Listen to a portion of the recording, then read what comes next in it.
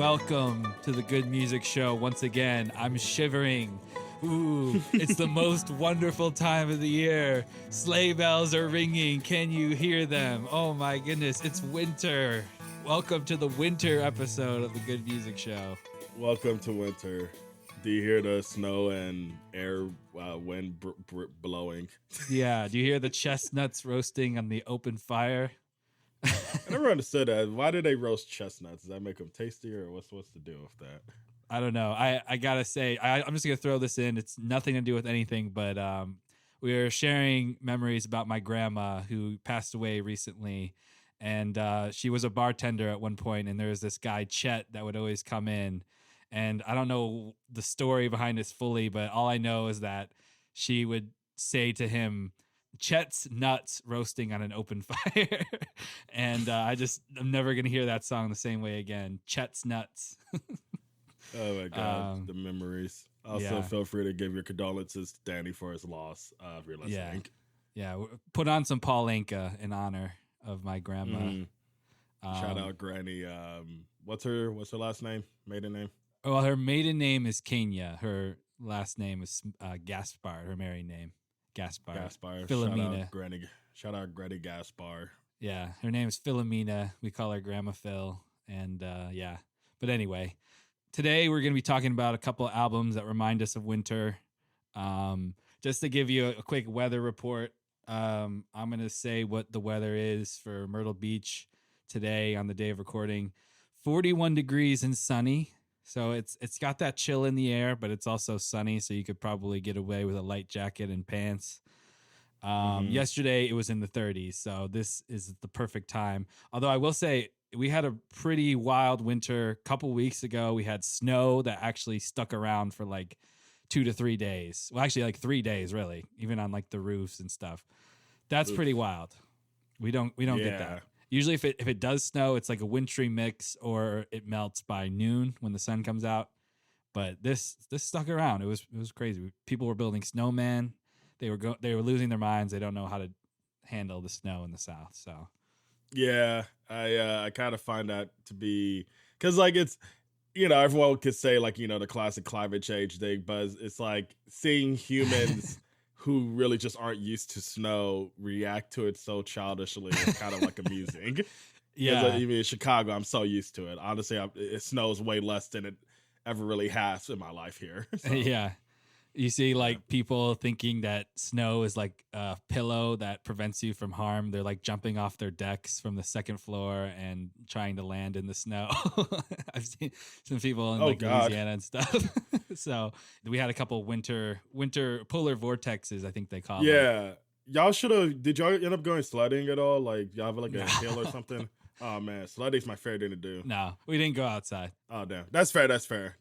I do like sledding. I every once in a while, a couple of years, I think when I was in college is the last time I went. So I got that experience I was actually a spring break where we went up to, the suburbs of Chicago where some of my family's at. We sledded. So yeah, but I mean, there was definitely people in my area that were, playing in the snow for sure. And I'm glad, like people in my neighborhood, they drive around on like golf carts. So I think there was people like pulling kids behind on sleds with their golf cart. So yeah, they definitely had that experience. So I'm happy for them. But I did grow up in Illinois, so I had my snow, my fill of playing in the snow. So I'm good. Got it. I guess like in Chicago, it's about 30 degrees. It's gonna get all the way down to 18 degrees tonight. Which I mean, I'm happy with that because Monday was negative and it was negative until like fucking Wednesday. So it was a very freezing week. A great week to check out these two albums because it very much, helped me examine them fully as winter albums. But hopefully it won't be this cold by the time y'all are listening to it, especially in Chicago.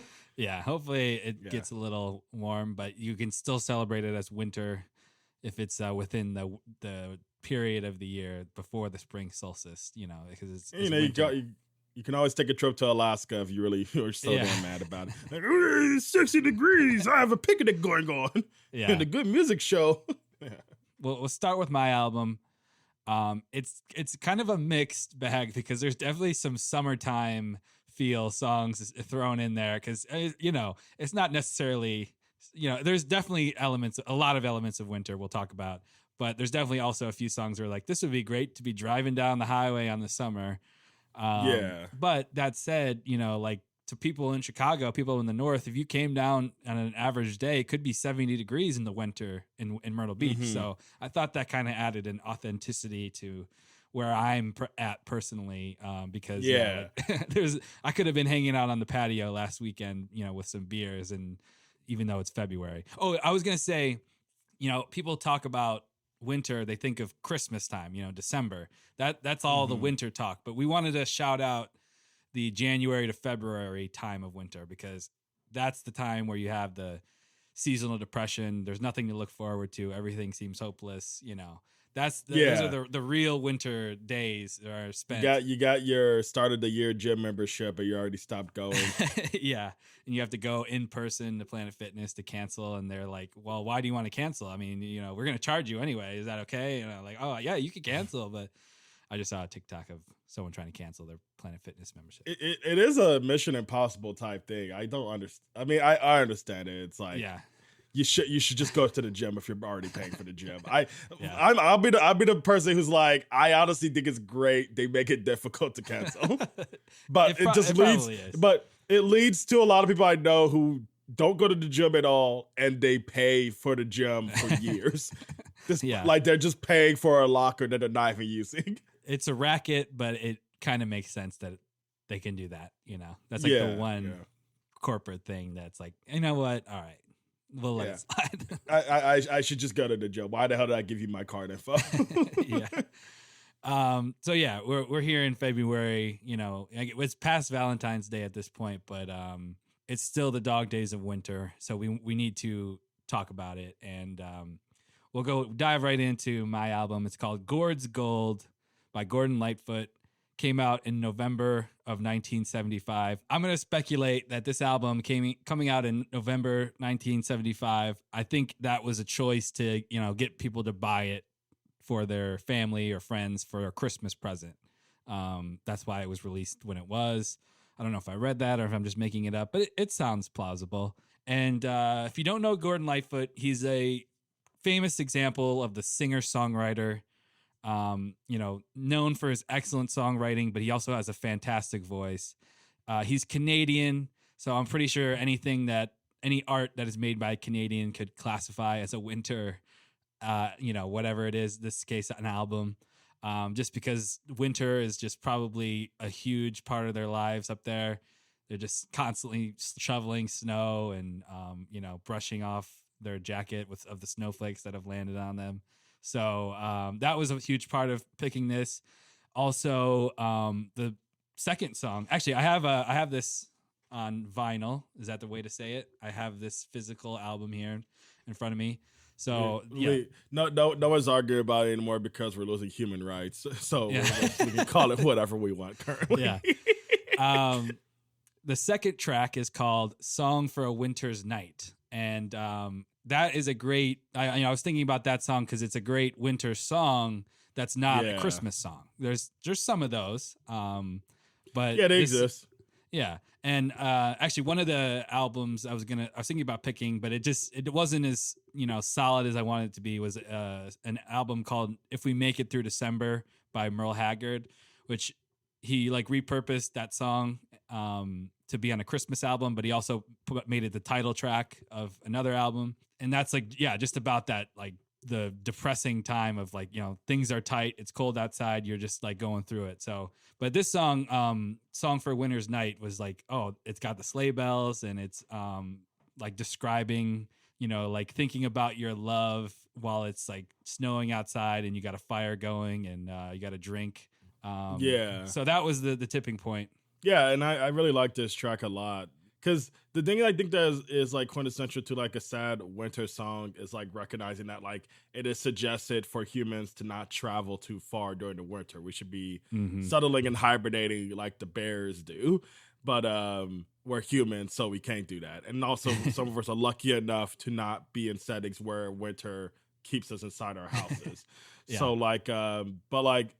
for me, as someone who like loves westerns and like cowboy stories and stuff, a winter western is always very much like a one location type thing. And I feel like what's very like pretty in this song with the lyrics that he's giving is that like he is letting this like insecurity of not wanting to reach out to this loved one due to he's like, yeah, it's winter, why the hell would I go out there? But he probably could. It's probably 60 where he's at. Yeah. Was he a Toronto guy? No, I'm joking. Yeah, I don't know enough about the geography of Canada to know, but yeah, I know he lived there. He did the LA for a bit, and but I think he like mostly spent his time in Canada. He's a lifer, Mm-hmm.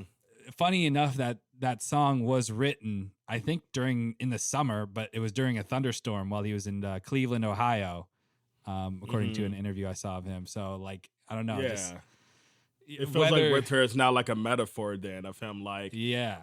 feel like this inability to reach someone. Right. Yeah. And there's a lot of metaphors in his songs, and just a lot of great imagery as well. Like in this song, he talks about the stillness of the air, the smoke rising in the shadows, the webs of snow on the window drifting as the sun rises. So yeah, that was like the entry point for me to be like, yeah, this is a winter album, especially, if you're playing it on your record player, it's like a great way to spend, a little over an hour listening to this Canadian guy sing and his great operatic. I mean, he trained, like he was in a choir as a kid, so he's had vocal training from a young age. So that's why he can do these excellent things with his voice, and he knows what he's doing. Did you know much about Gordon going into this? Not really. I definitely have heard the name.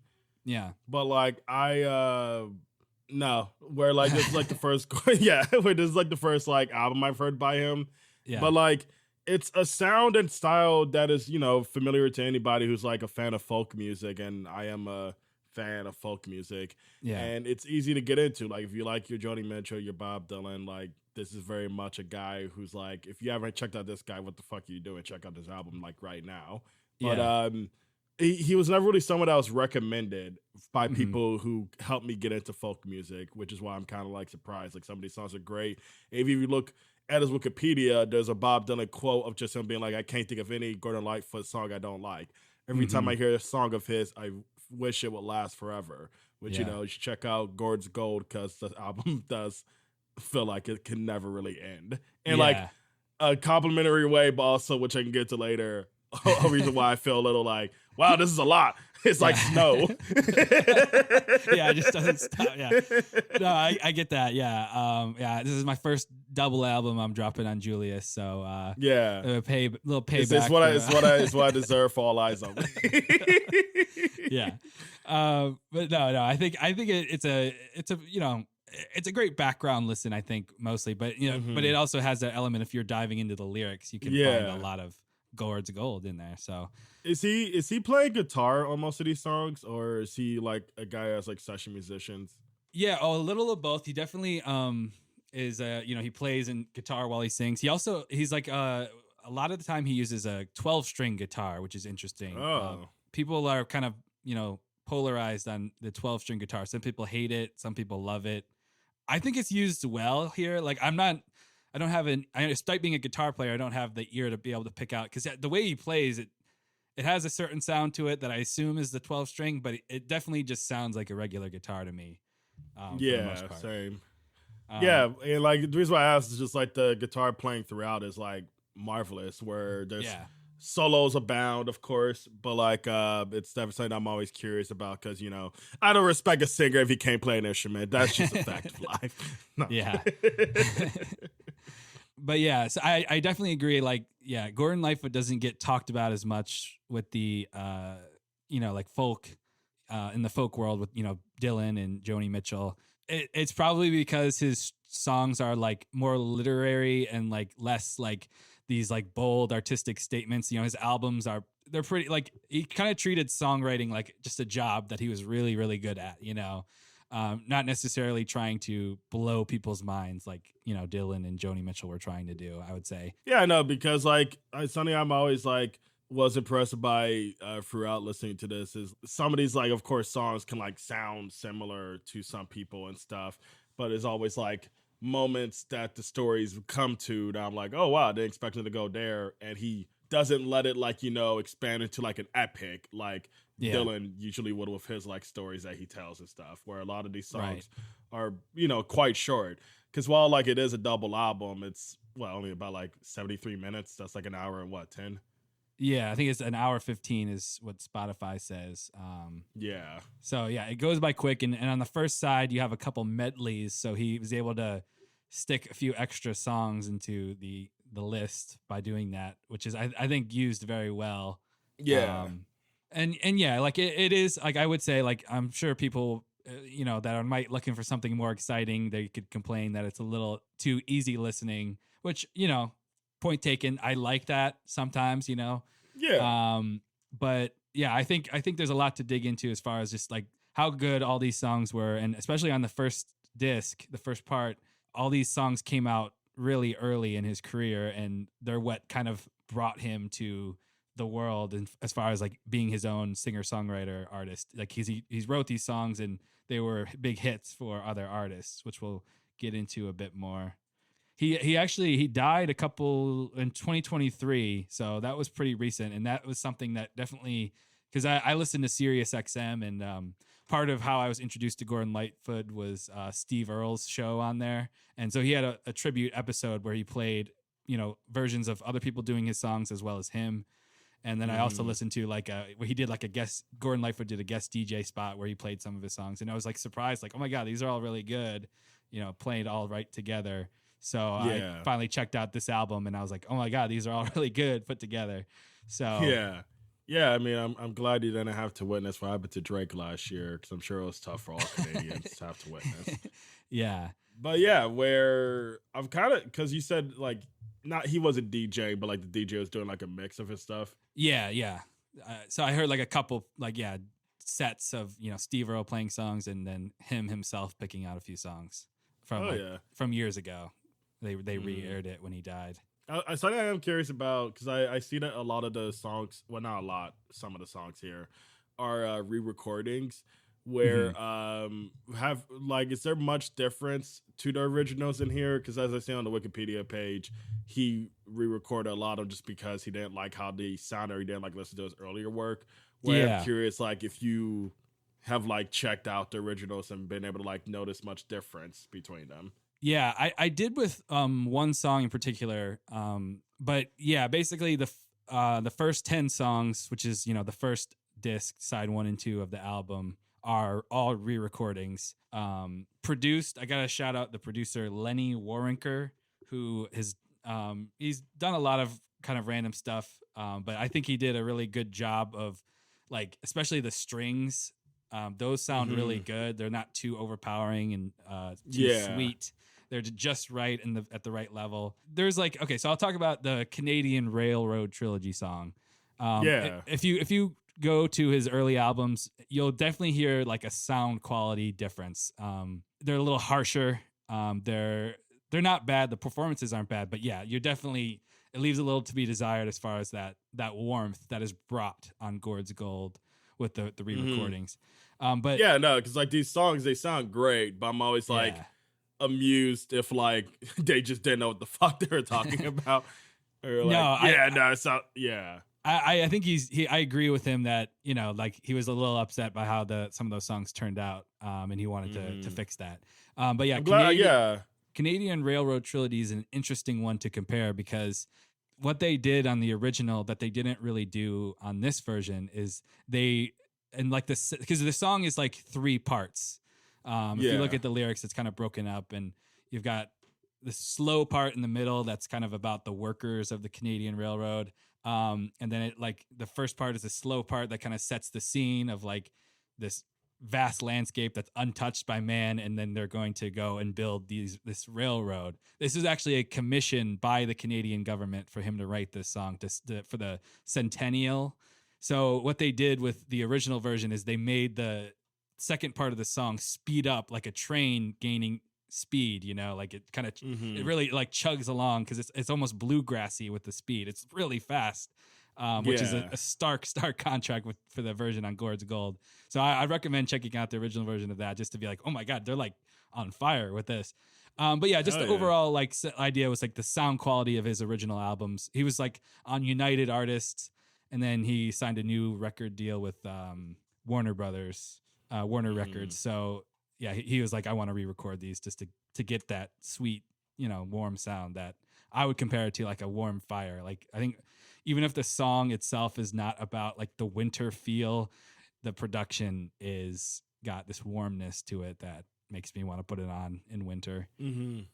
Yeah, no, it's really it's a classic. I don't really know what else to say about the Canadian Railroad trilogy. It's really it's one I went back to a lot while listening. Yeah, it's really like, again, just all these songs are rich lyrically. It's not often when a folk song gets to be 7 minutes and you have the artist like thinking so much about the structure of it all and seeing it like shift. Where it reminds me a lot of like how longer rap songs do that through like either beat switches or this or that, where it does feel really cool that it's like it feels like 3 songs, not just 3 songs, like songs that are like creating a whole one, you know? Yeah. And I got to shout out one of the lines I've been singing all day from that song. Living on stew and drinking bad whiskey. I don't know, just the way, because, Canadians, they pronounce certain words different. They say again rather than again. And he says stew. I just like that. It's been stuck in my head. Open your heart, let the lifeblood flow. Gotta get on our way, cause we're moving too slow. Get on our way, cause we're moving too slow.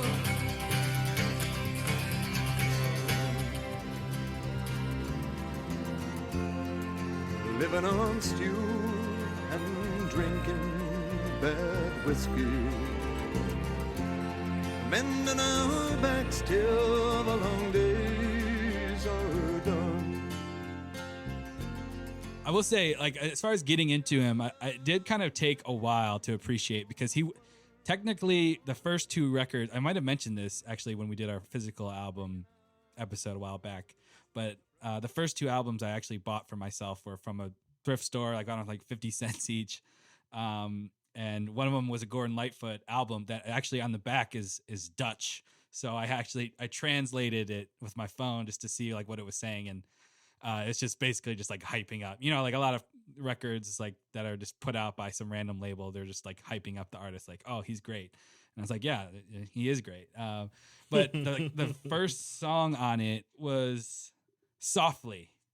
It's a collection of like live performances of his songs that is on this compilation that's Dutch, and just that melody is just so like ethereal. It's just like just a unforgettable thing, even though like I didn't like hear this and be like, I gotta go check out everything Gordon Lightfoot's done. It just kind of stuck in my head and as something interesting, and eventually as I learned more and more about him, I became a bigger and bigger fan and of what he was able to do with melody, not only words but melodies. I think like that was a big part of his writing that he was proud of, is like the ability to get these catchy and unique melodies going. So because Softly is like one that immediately I was so into, because it reminded me a lot of like Dean Blunt's like melodies, very like easygoing, but has like this weird grittiness to it.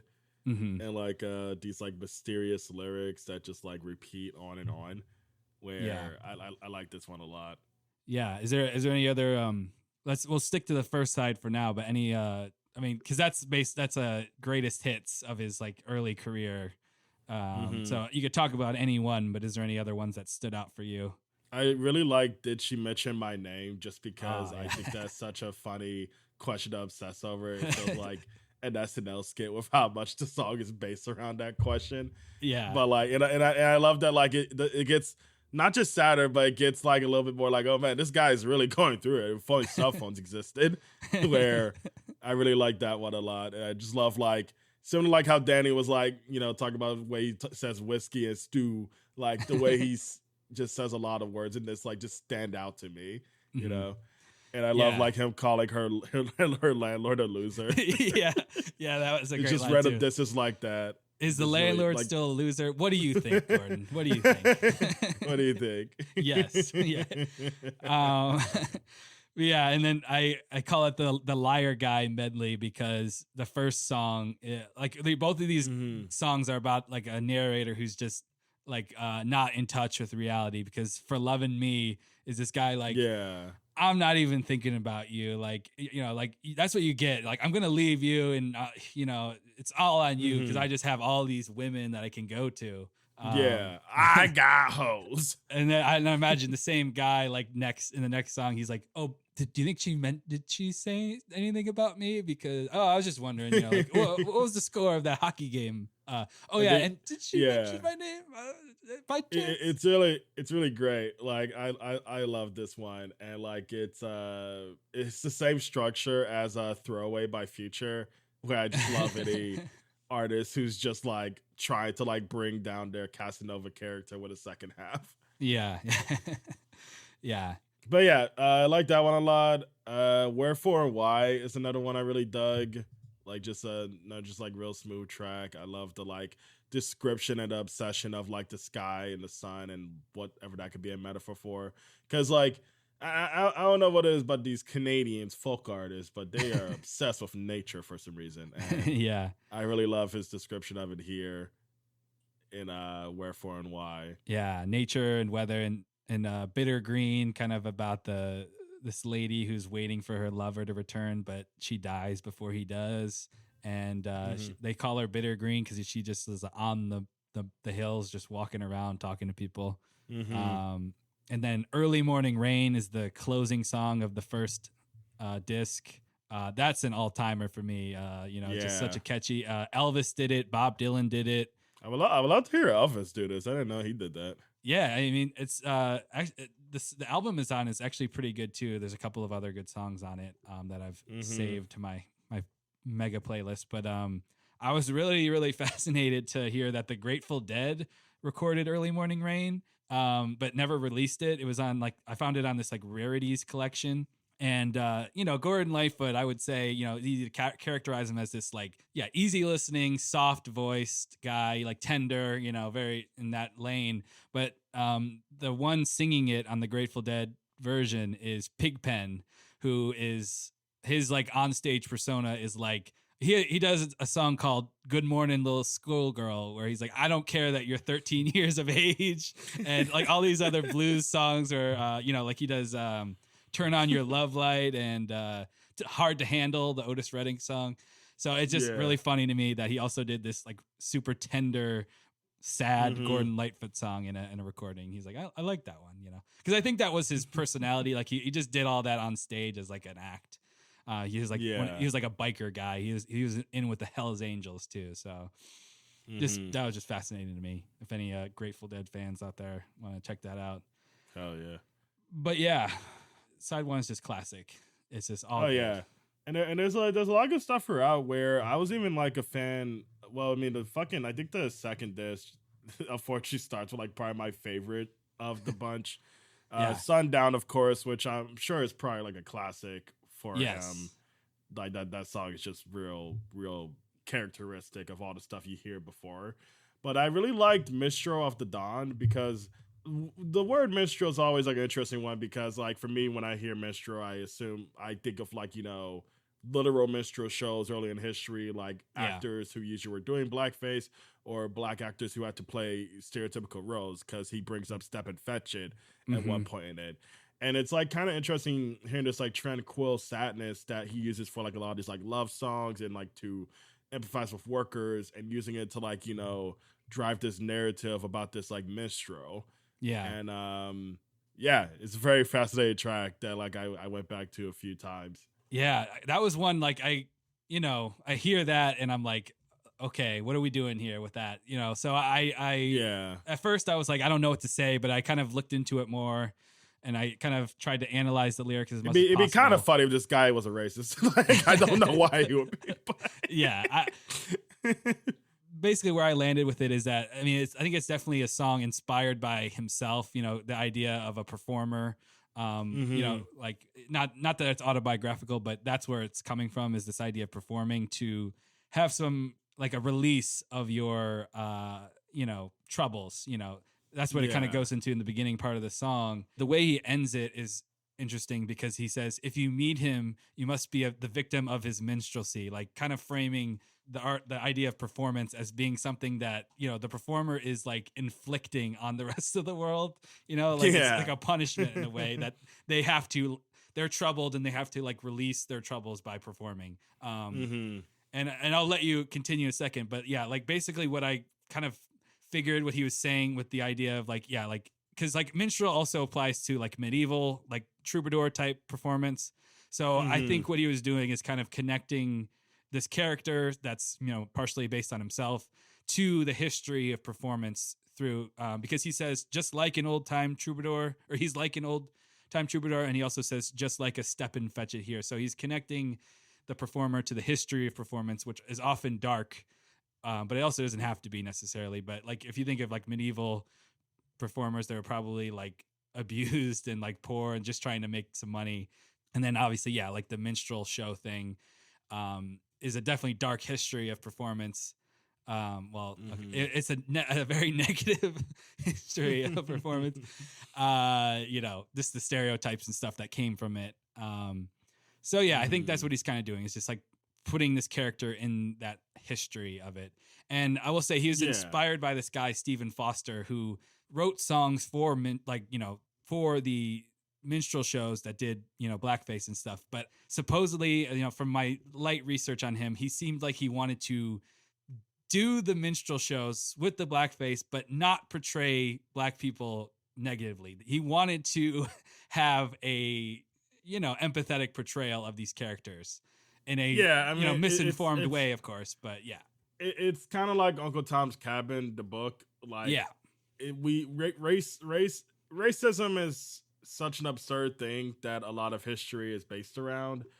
And I mean absurd because speaking as a black person, in case you guys don't know who the fuck I am, like it's like we're at the point now where it's like, why is this the thing to base so much hatred and power around?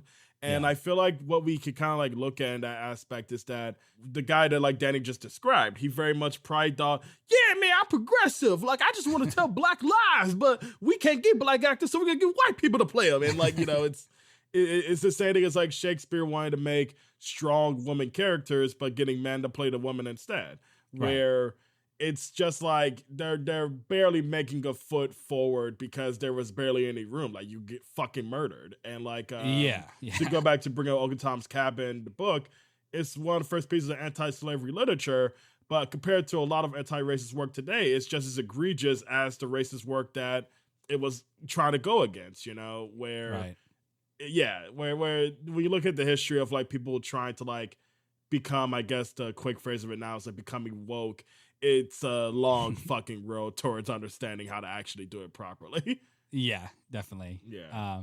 So it's just an interesting song, and it's definitely got that as catchy and it's similar vein. But yeah, when I first, you know, like started paying attention to the lyrics, I was like, okay, what are we saying? And where I landed is like it's definitely an interesting story about the idea of performing and the context in which performers live in, you know, he wrote this, you know, I think probably in the 70s or something. So we've come a long way since then. But at that time, you know, he was just probably thinking about, you know, going back all the way to the medieval age to, you know, the 19th and 20th centuries with, those minstrel shows. So it's definitely interesting. And another interesting fun fact is that the orchestration on it was done by Randy Newman, our good friend.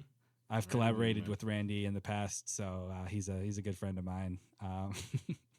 Shout out Randy Newman, Piggy Robbins. Yeah, don't look that up. Anyway, Sundown, though, not to mention another racial negative thing in history with the sundown towns. It's nothing about that. This song is about sex and what you do when you do it. I just have a story about, I've loved this song for a few years now, but recently, I think this past summer, we were walking down a nearby town called Conway, and they have this little Main Street area. And on Main Street, there was this guy in a truck with the windows down, blasting Sundown and like singing along. And I was like, yeah, that's what this song is made for. You play it loud and you jam out to it in your car or in your house or whatever. And it's just, just fun. It's a great song. Nothing too deep about it, but it's just fun. Yeah.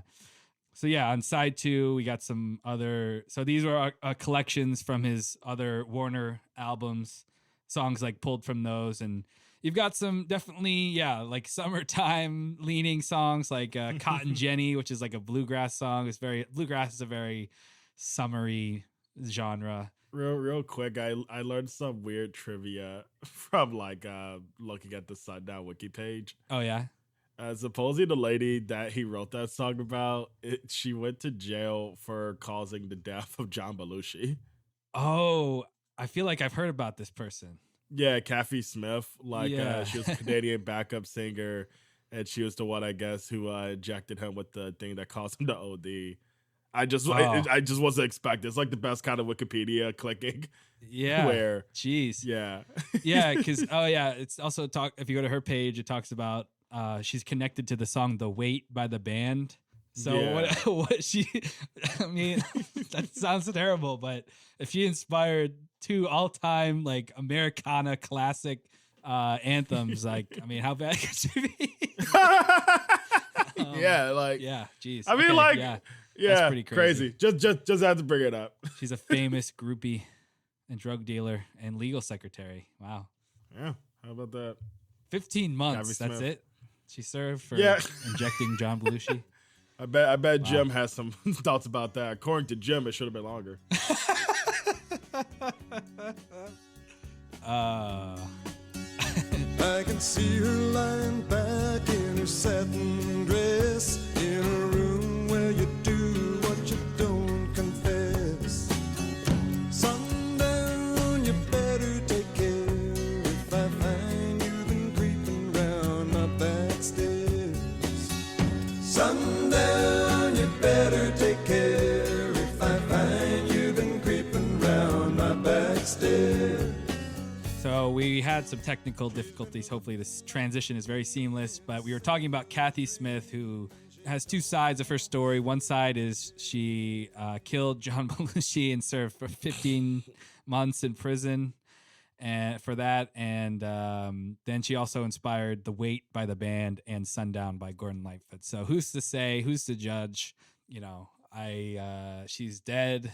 So, we'll know what her status is when we all pass away ourselves. But for now, we'll just say that it's a toss-up between moral sides. Anyway, so it'd be a funny way. It'd be a funny way to cancel someone. Like, hey, you wrote a song about someone bad. Yeah. Well, I guess people do that. Anyway. Yeah. For the second one, the other 2 I really liked was "If You Could Read My Mind" and "Carefree Highway." I will be honest, I don't have too much to say that I haven't already said. Like, they're just great sounding tracks. I like the stories in particular on those 2. But yeah. Mm-hmm. Yeah, those are classics. "If You Could Read My Mind" is like one of those like all-timer songs, Mm-hmm. And "Carefree Highway" is just a great, another road trip song. It's supposedly based on an actual highway name in Arizona that's called Carefree Highway. Mm-hmm.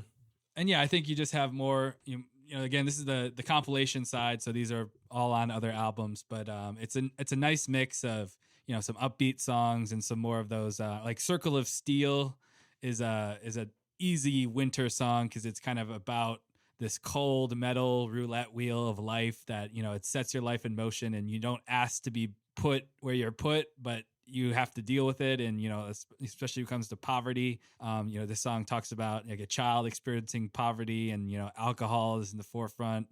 And, the father who goes to jail for stealing to provide for his family, you can assume.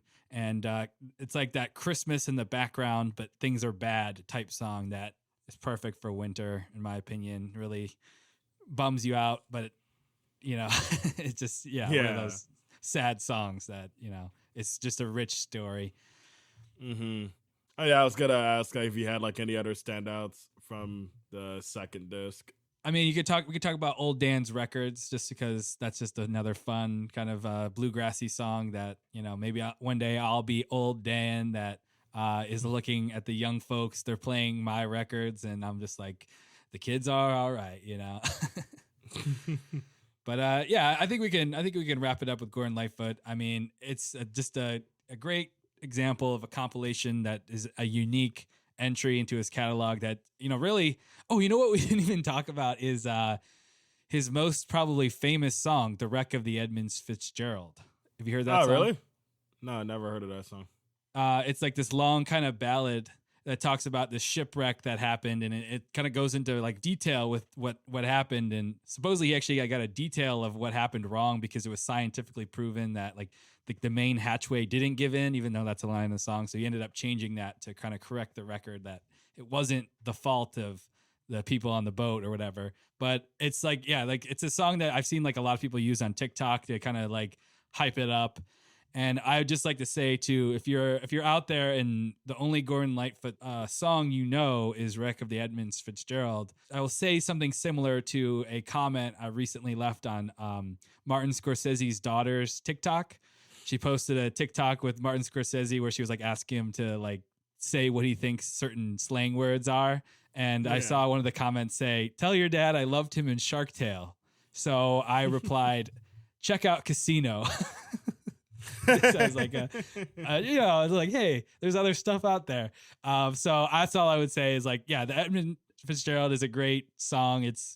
But yeah, he's got a lot of great stuff out there. So if you're one of those people that only know Edmund Fitzgerald, check out Gord's Gold, check out some of his other, songs. And I think you'll be happy and you'll realize, hey man, this guy's actually pretty good. He doesn't just have one hit, So that's all I'll say. Yeah, like it's very much an album that, as much as I'm not too big on it, I can recommend as like a great way to like find if this is your kind of like artist. Cause like, there's people who probably be like, oh my God, I wish this was even longer, where it's a great entry point for people who are even just trying to get into folk music itself and to get into Gordon Lightfoot. Yeah, it was a very successful album, actually. It was 2 times platinum, which our other album we're about to talk about was 3 times platinum. So both did a lot of numbers when they came out. But they actually did a Gord's Gold 2, similar concept, except it's not as successful because it came out in the 80s and it is very much a victim of that 80s, like early synthy production style that as soon as you press play on one of the songs, you'd be like, okay, I'm going to pass on this one, Gord's Gold 2. But, I think the Wreck of the Edmunds Fitzgerald at least made it onto that version. So it's not all bad, but you could just listen to the album that song first came out. So, let's switch on over to Janet Jackson. Get out old Dan's records. Bring out old Dan's records. High above the fireplace, there's a smile on old Dan's face. If old Dan could see us now, I know he'd be so proud. If old Dan was with us still, I know he'd come around.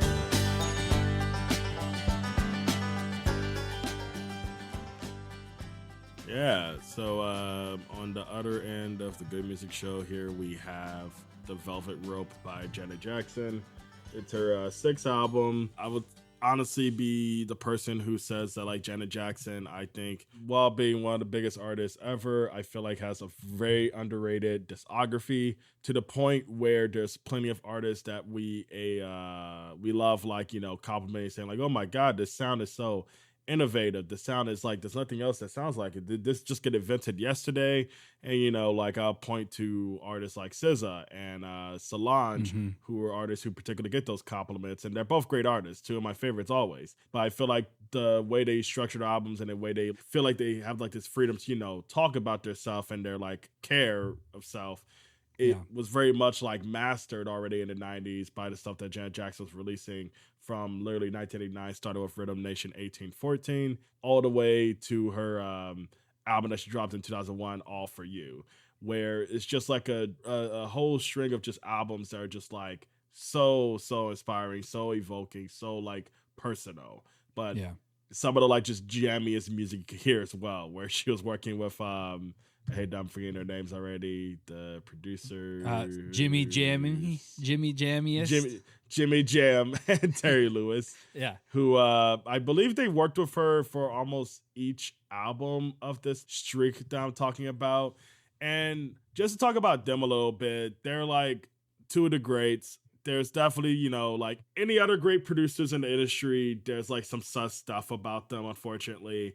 And like I can get into a quick one of just like, you know, Danny this morning actually sent me a remix of a song with the album Got Till It's Gone, featuring Q-Tip, that has like a Jay Dilla remix. And the original song itself is great. It's very catchy. It's a great use of a Joni Mitchell sample. And like if you ever just want to see some cool choreography, check out any of the live performances Janet Jackson's done for it.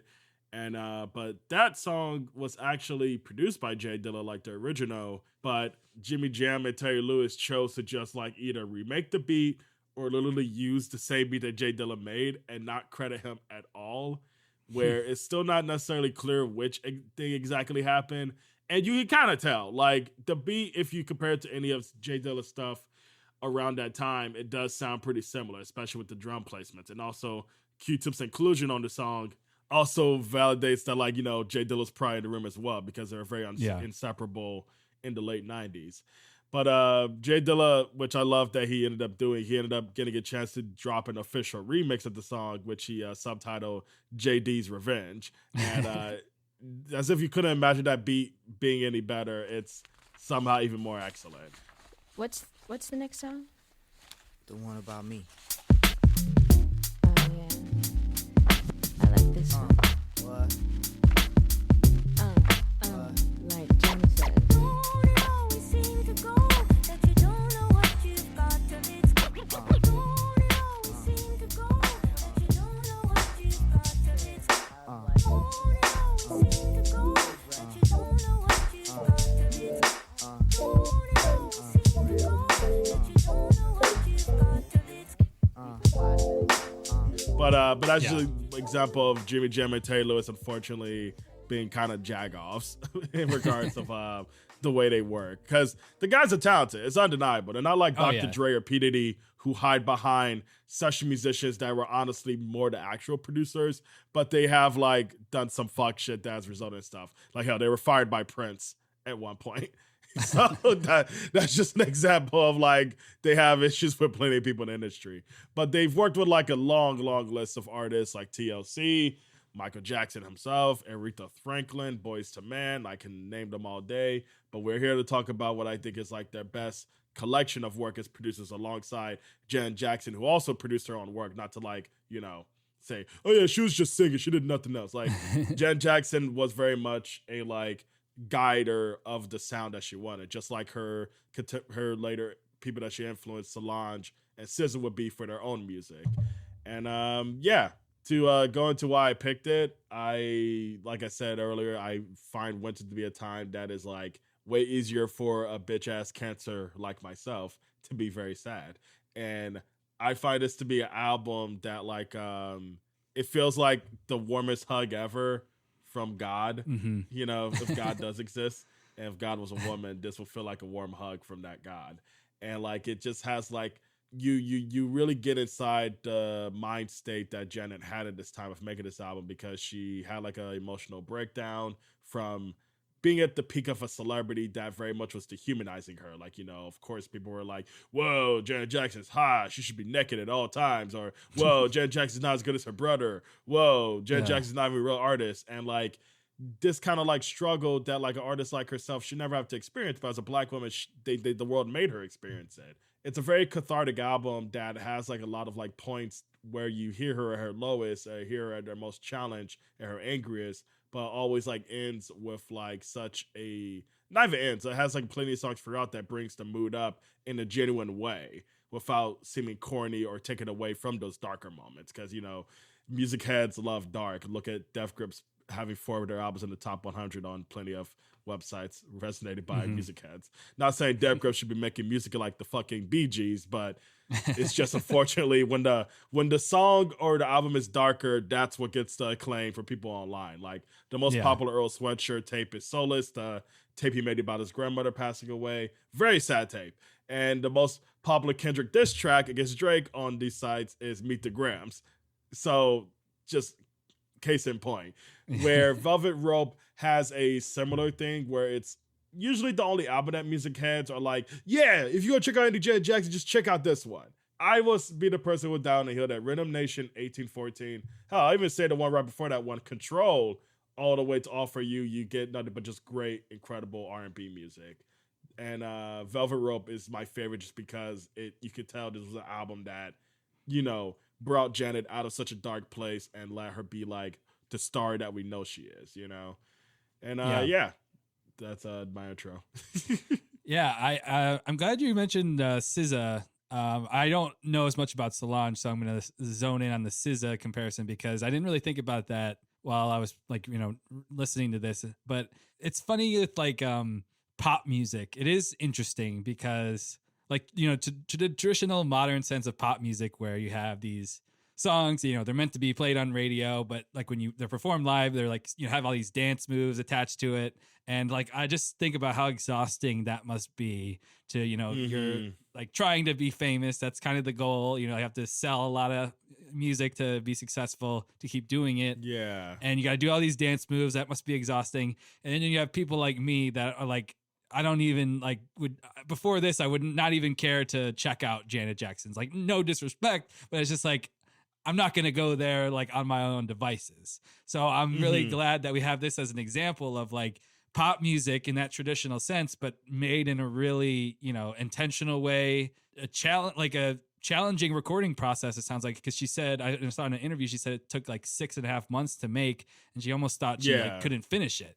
So because of the experience she was going through, and it really translates in the music in a powerful way.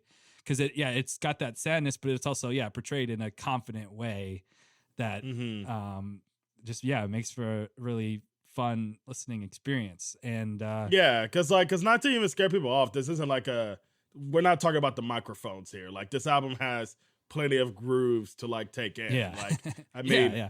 Empty is a song that has become very popular amongst a lot of my friends who are DJs just because it literally sounds like a Pink Pantherist song. And it's doing this crazy drum and bass thing, combining it with New Jack Swing, where it's a very sonically forward album that won't ever really bore you and doesn't ever get in the way of the emotions that Janet Jackson is trying to portray here as well.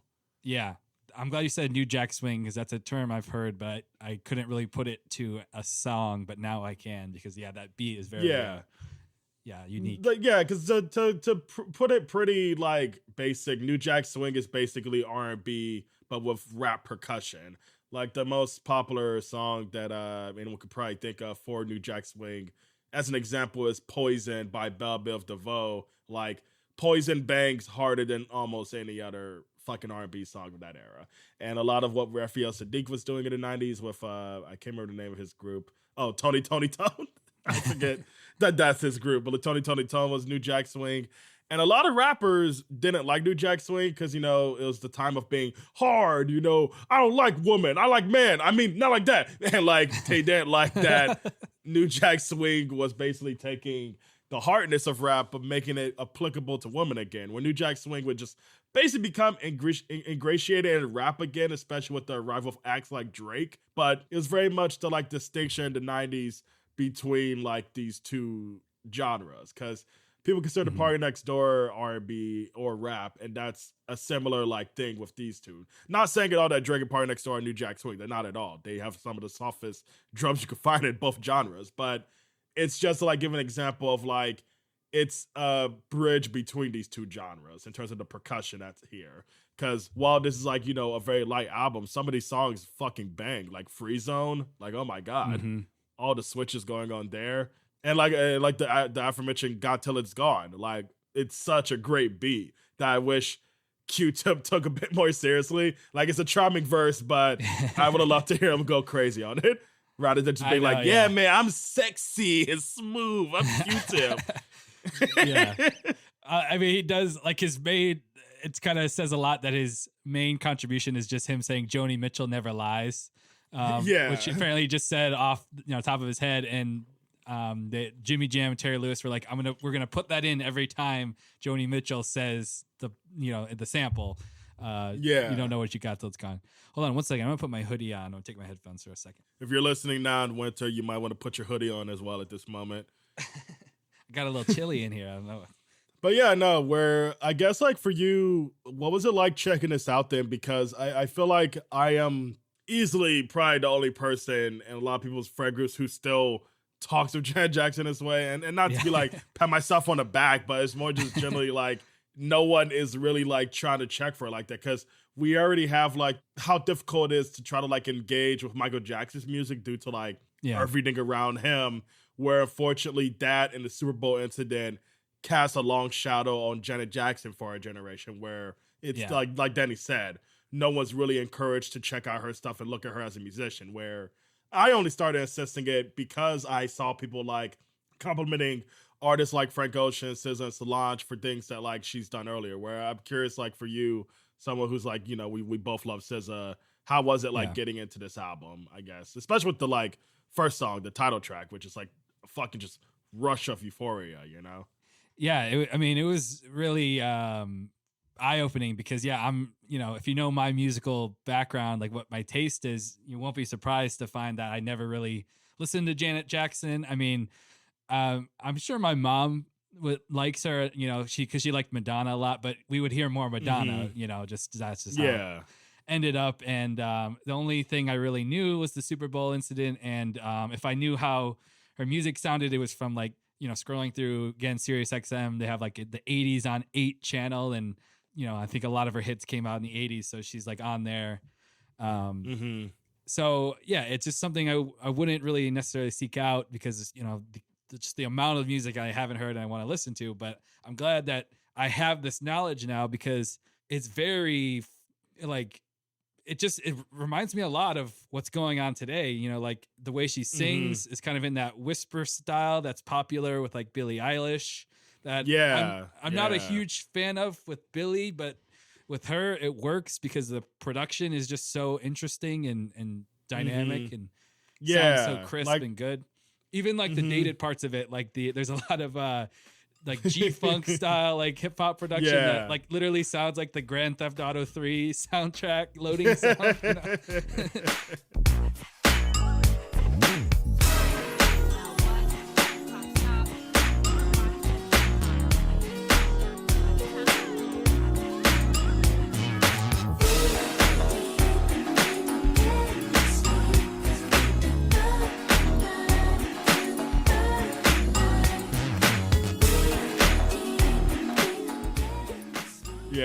Everything else is, I mean, like, you know, even besides that, it still works well for what it is and sounds great and very like ahead of its time in a way. Like, you know, I'm not a pop expert, but I think I can say that it sounds modern, you know, current. Yeah. And like, I'm glad you brought up Billie Eilish because like the track that always blew me away when I would listen to it is the song You, which like, you know, you see her really broaden her vocal range because she goes into a way deeper and quieter register for those verses, where it even reminds me of grunge, which like we know Janet Jackson was really into like rock music during this time as well, where her coolest duet with her brother Michael Jackson is like just this crazy raw guitars driven song that they done like in the 2000s when he was looking crazy. But I fully recommend that song. But well, if you could get past everything else around Michael Jackson, I'm not trying to say listen to Michael Jackson, do what you got to do.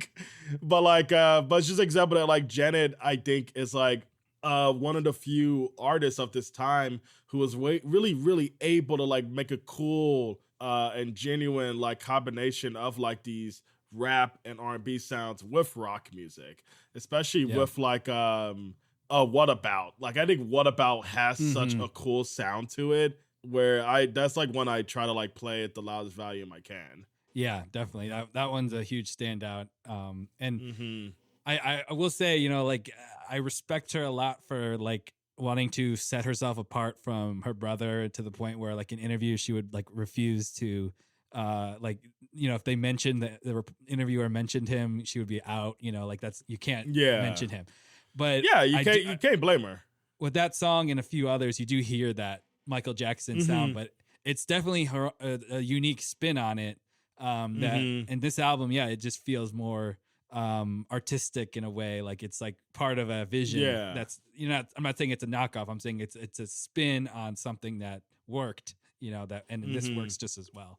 Yeah, definitely. And like it's an album that like, she herself said is based around introspection, which to go back to why I feel like it fits for winter, similar to like what we were talking about with Gord's Gold, is that like I love how much this album feels like it's stuck in place to an extent, but then it's able to arise through these like loud and brash choruses at points and these like Yeah. breaks that throw the songs into like these insane loops at points where there's just like a lot of cool ideas here. And not to bring up SZA again, but like something that caught a lot of SZA fans off guard with SOS and SOS Deluxe is how much rock can be found on those two albums, Mm-hmm.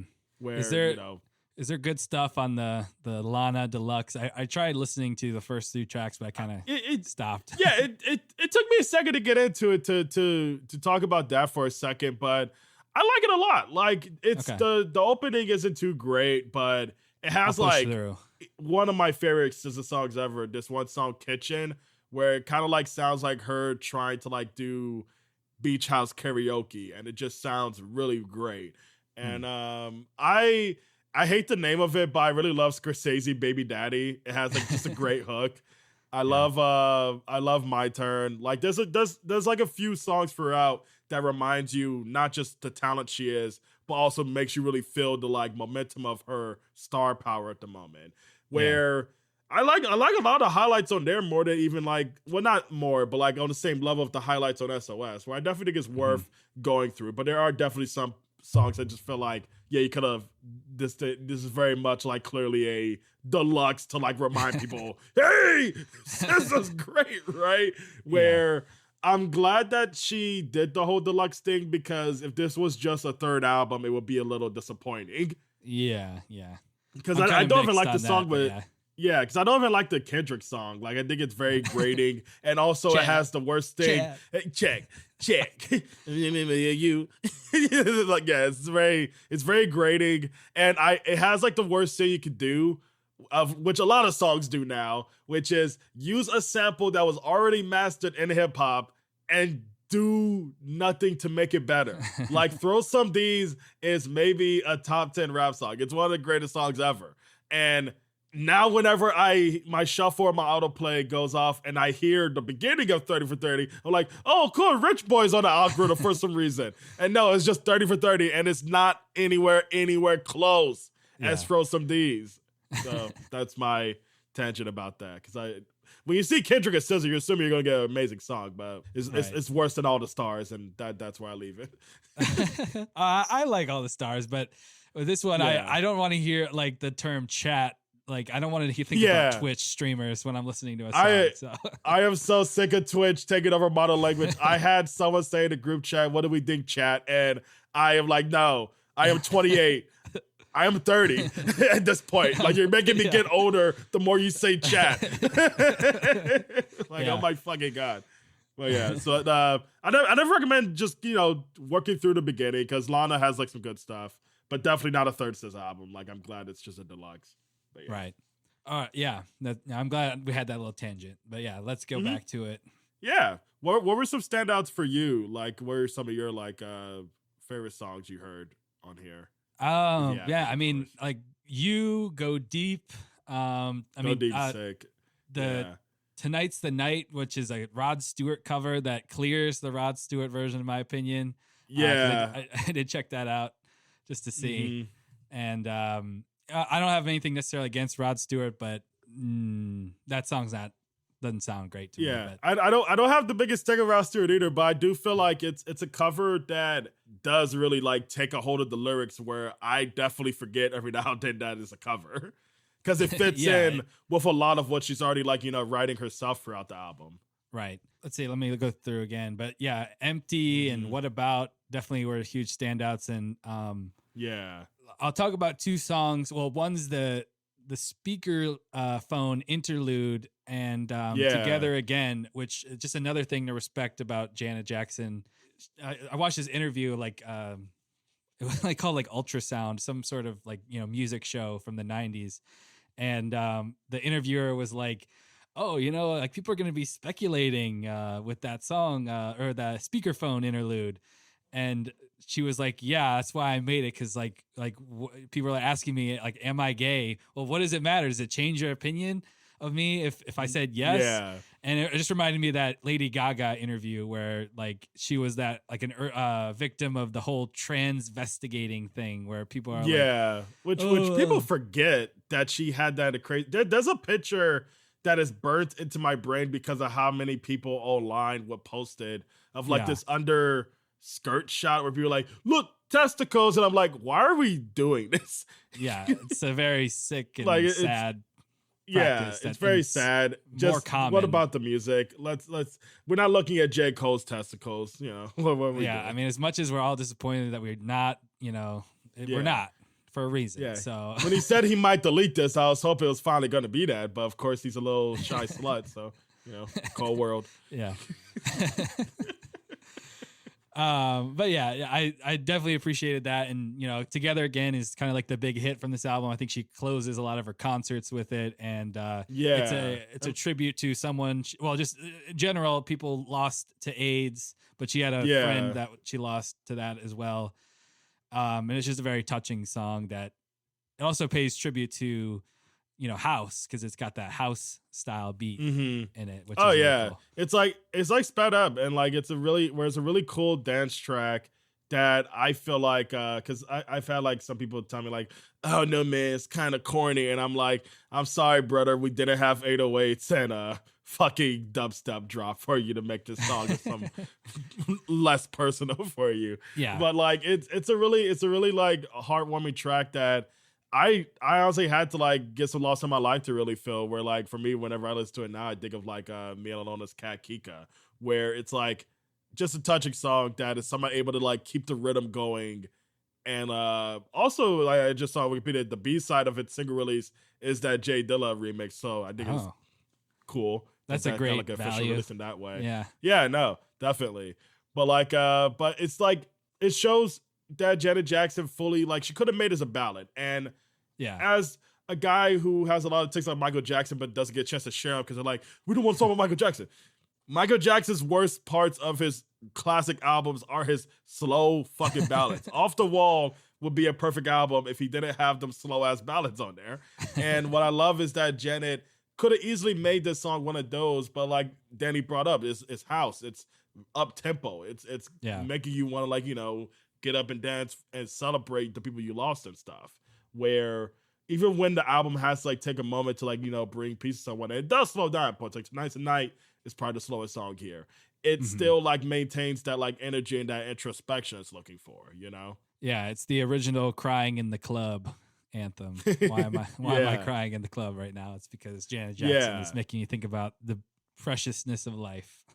Yeah, and I'm also glad you brought up and watched that interview about like her sexuality, because it is something that is a big theme here, where there's a lot of like fluid sensuality going on throughout. Like, Free Zone is like full of it, and like I think it's kind of cool to see that Janet Jackson had already figured out the best way to respond to such dumb speculation in a time like this, where She's very much a godmother in ways that a lot of people just don't expect, where it's something we could definitely go into a bit more later, even just now. Like, it's kind of like disturbing that she has been thrown off so much in terms of like her music being something that people are going out their way to check out, because she has enough fans from her, like, time on top from the 90s and 80s where, trust me, she's selling out tours like it's nothing still. But like, if you ask any person of our age if they listen to Janet like that, not really. They're usually a DJ or they're like really gay, and like that's that's usually the case. And like my thing is that like it's tough to like think about like, could it be the Super Bowl thing? Were we all just so traumatized by one titty that we decided to throw away one of the best discographies we have in pop music? Or was it just the whole country and our parents choosing to forget about it, and by extension, forget about her?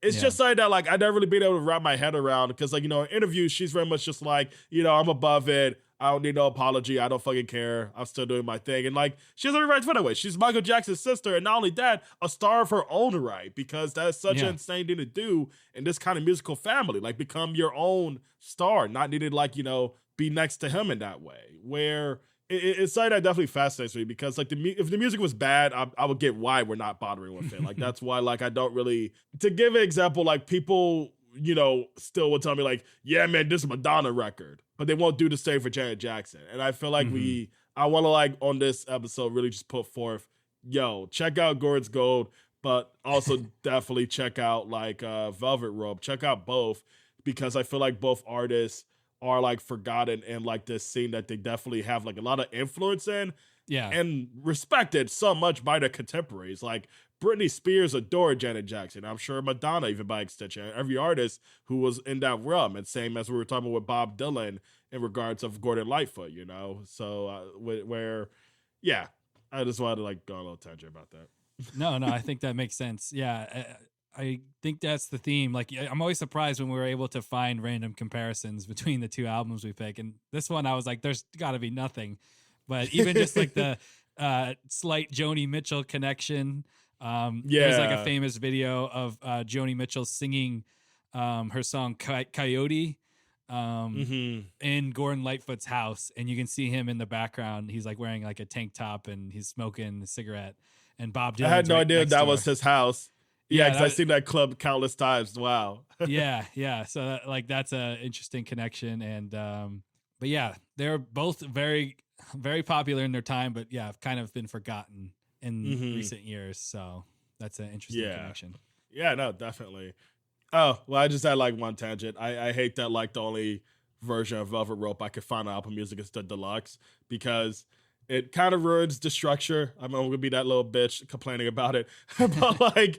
Because special is like for me, like I love that outro a lot. It's like a great ending of this journey of introspection, and can't be stopped. Because is it the same on Spotify? Is it also a deluxe version on there? Or I have the regular version on Spotify, but I think the deluxe version also is on there. Gotcha. Because the last song is "Can't Be Stopped," right? Yeah, "Can't Be Stopped" is also a hidden track, which like that's another little thing to be irritated about, where like, you know, you wait a few. You remember when artists were like, "Hey man, you didn't turn off your CD yet.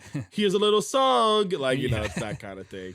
And "Can't Be Stopped" is like just even crazier as an outro. It's like very ahead of its time, and like Danny said earlier, very relevant today. You know, because she's not just applying her like, you know, choice to not conform to like typical sexualities, but like, you know, her blackness, her blackness as an artist, you know, and this like black art that is like trying to be condensed by the industry, especially in this moment, because like it's such a forward-thinking album lyrically and sonically, you know.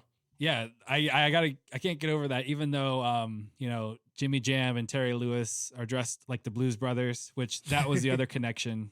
John Belushi, Sundown, inadvertently related to Sundown through the person who gave him the heroin, being inspired by Sundown, or inspiring Sundown, and John Belushi inspiring Jimmy Jam and Terry Lewis's outfit choice. I don't know. I'm just assuming because I know the Blues Brothers better and for longer than I know Terry Lewis and Jimmy Jam, but they're dressed like the Blues Brothers. You can't. Yeah.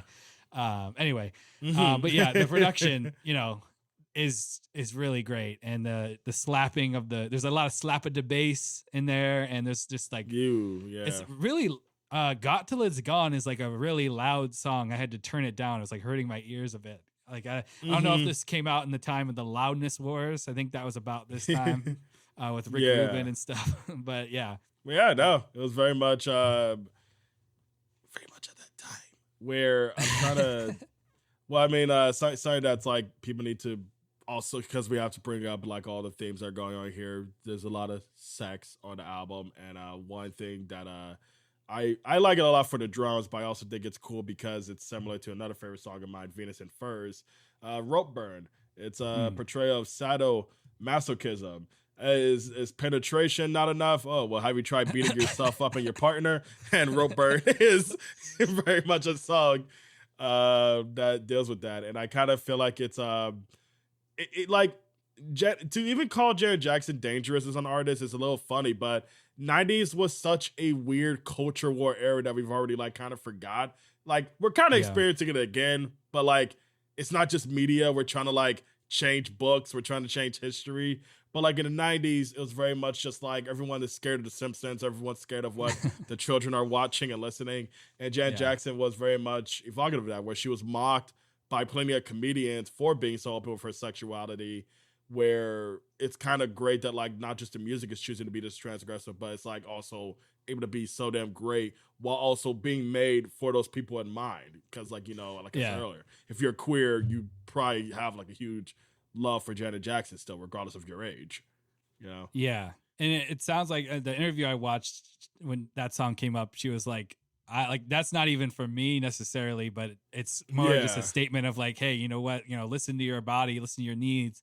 And, you know, the theme of the album is the velvet rope. Like everyone needs to have that like feeling that I'm special. Like I'm behind the velvet rope. You know, in addition to like being like the velvet rope that we put to keep others out, it's also about like, you know, feeling like you're special. Like, and when you don't feel like that, you feel like something's wrong, you know?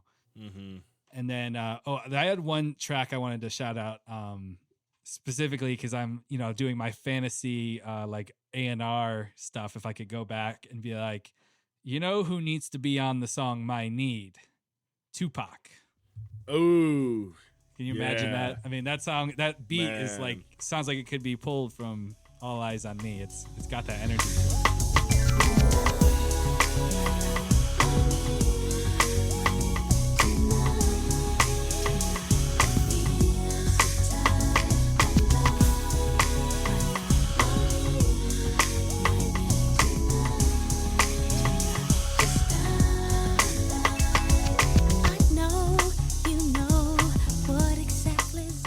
Oh yeah, The Simps especially, where like the funkiness of it all, where I kind of hate that like Tupac didn't work with more R&B artists in the time that he was alive. I mean, this came out in 97, so unfortunately he was already dead. But like, you know, what could have been? Because I feel like he would have honestly done more of that if he was still around. And people were like, hey, you should have speculated about that, man. Everyone already does it. You know, people are always like, hey, if Tupac was alive, Lil Wayne be working at McDonald's. You know, millions of people already say it. Let me say my Tupac would probably like work with R&B artists more. Because rap, I wouldn't blame him. Rap was very frustrating to be a part of. Yeah, I'm sure. Like how you're a rapper, your best friend Suge Knight. That's rap's fault, you know. It's not Tupac's fault. But yeah, I think this album was I could not consider it a doubled album. It's about the same length long. As Gordon's. And you know, I think it's just attention span stuff. Like I started to tune out a bit towards the end, but a lot of the songs like that, you know, might have not hit me on the initial listen through. Like if you were to pull them out in isolation, they would probably be like, there's one in particular. Oh, like Anything. Like that's like a definitely quieter and like kind of slower song. But like, can you imagine just like hearing that, like you're in a mall, you know, like the liminal space thing where like you're in a big empty space and that song just comes on. That would be like the perfect time to hear it. So there's definitely a lot of like, you know, unique tracks on here. And overall the album is like very, you know, it's kind of a breeze to get through, like it because you're just having so much fun with it. But yeah, once you get to the end, it's kind of like a little bit like, all right, we're getting through. But, you know, again, like just pulling any of these songs on isolation, you're going to have fun with them. Oh, yeah. Each one is deep and dense. And, Velvet Rope, classic. And I'm glad Danny got to get into it. I'm very grateful for him with his album as well. Because there's just so many songs from there that I'm already, like, throwing in my playlist just to, like, have on. Especially Sundown. Sundown is just fire. Crazy she killed Jim Belushi. John Belushi. I can never tell which one is which. Jim and John is a crazy way to name your two sons. Yeah. I just remember, according to Jim, I think that was like they just made that show so people would call him by his correct name and not mix them up. Yeah. Also, I was listening to a podcast where they were talking about the whole SNL 50 thing. And and I think I agreed with what they were saying, that we need to reconsider John Belushi. Well, is he funny? I don't think so. Yeah, I mean, I don't mind that because or at least it's not as funny as people give him credit for. I have a similar thing regarding Bill Murray and Chevy Chase of that era, where I won't say neither of those guys are funny at all. Like Chevy Chase has some of the best parts of Community, and Bill Murray has. I mean, I don't even need a fucking list. He's Bill Murray, but of that era of SNL, it's to like I don't know. Compared to not to compare Ant to a God, but like Monty Python was able to go hit for hit with fucking Flying Circus. And then over in America, we have SNL, and they're like obsessed with killer bees and these skits that weren't even really like jokes. They're just like, hey, wouldn't it be funny if we repeated this for 5 minutes? Because that's how I feel about the hamburger, Pepsi, no Coke skit. That like, yeah, cheeseburger. Like, it's just, I don't know. It's by the numbers comedy where it's shocking to know they were doing cocaine and heroin when they were coming up with this brilliant art. Like, I don't know. But, John Belushi, he does make me laugh a few times when I watch Animal House. I only watch Animal House like 3 times just because I was like trying to figure out, oh, why is this considered better than Caddyshack? It's not. That's the consensus for me now. But like, he has a couple bits in there that crack me up. I never watched Blues Brothers. Where I'm sure I'll probably find him funny in that, but I'm fine with undoing the hype of John Belushi just because my hot take is Chris Farley is one of the greats, and that's he took that template and took it to the peak of the mountain, because there's people who are even like still willing to be like, Chris Farley wasn't that funny. I don't believe it. There's so many fucking clips you can find that dude that would kill you. Like, he is so good. He was so good.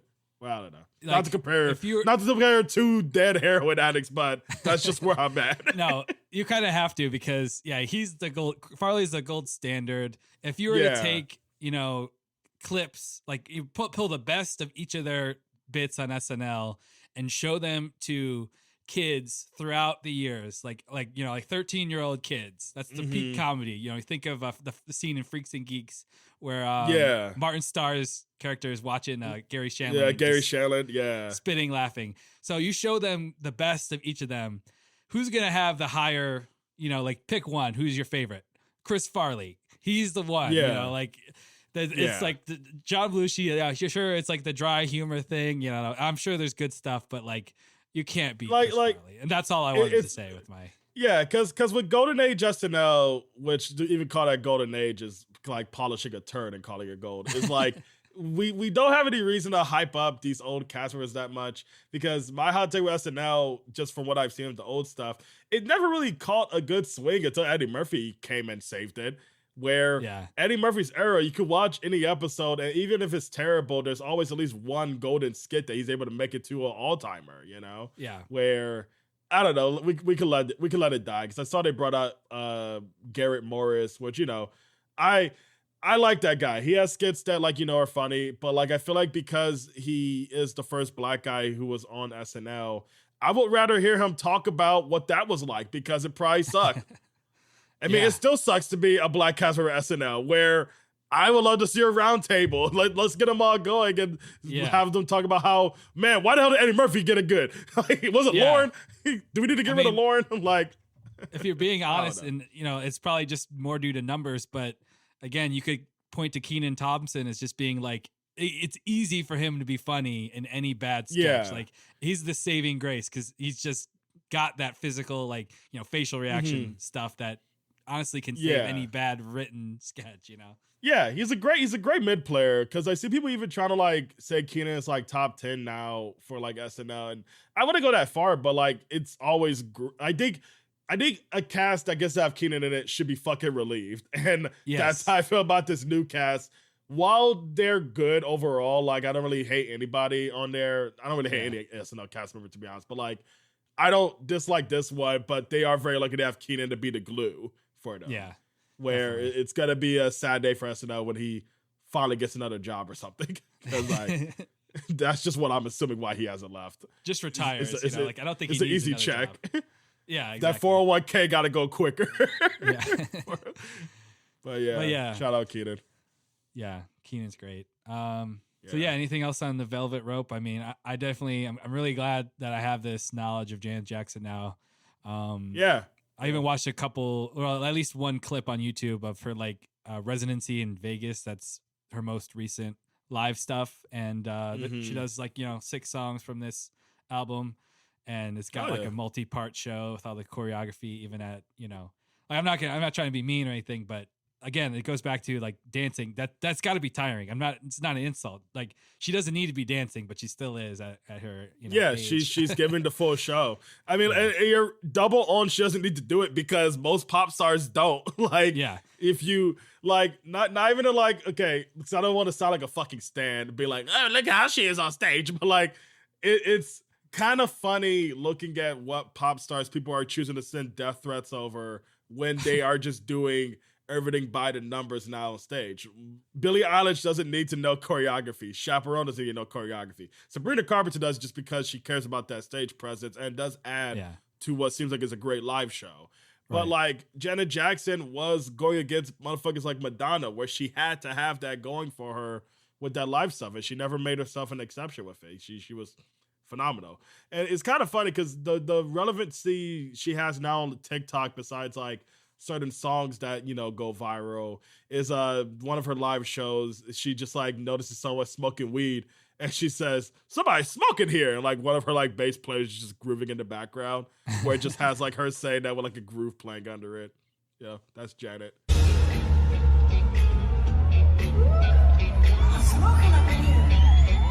Oh yeah, but yeah, Winter. Yeah, usually Danny's the one to connect them, but I was able to in the middle of a tangent. So Yeah. There you go. surprises on this episode. Well, yeah, I think we could wrap it up there, and thanks for listening as always. Yeah, and we'll catch y'all again on the next episode where we look at 2024 and we wrap a bow on that year. Yes. Nothing bad happened. Nope. Nothing. Nothing. This is the Nope. most normal America's ever been. Yeah. Oh, God. All right, everyone. We'll talk to you soon. Love you. Yep. Bye.